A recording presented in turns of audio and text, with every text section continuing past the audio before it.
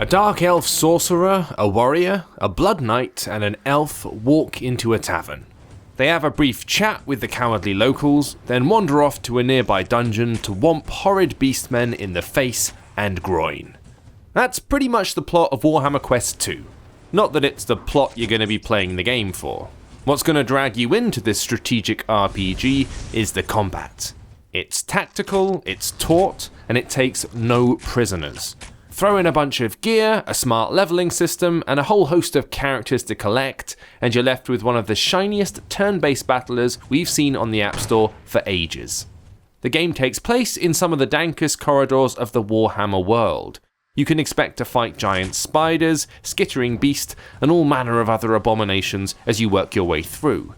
Everything's controlled with taps. Each of your characters has a pool of action points they can spend on each turn. Moving one square costs 1 action point, and the cost of performing an attack varies from weapon to weapon. Firing a bow is 3 action points, but swinging a mace will only set you back 2. Your characters can have a couple of weapons equipped, giving you multiple options in battle. That point is especially useful as different types of weapons deal different damage. There are 3 types, and different monsters are stronger or weaker against these different flavors. Swapping between weapons and learning about your enemies is the key to success in some of the tougher battles. There's a real feeling of desperation to the game, which is fitting considering its decidedly apocalyptic setting. Even when you've got a full team of seasoned veterans at your command, the dungeons still feel dangerous. You'll be equipping new gear regularly and toughening up your heroes at the training grounds that you visit.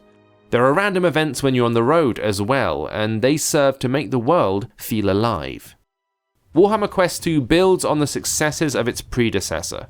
This one feels more like a game in its own right though, less tethered to the board games that inspired it. And as far as we're concerned, that's a great thing. Even if you don't care about the Warhammer lore that's oozing out of the game's every dank crevice, you're going to find a wonderfully put together strategy skirmish game here.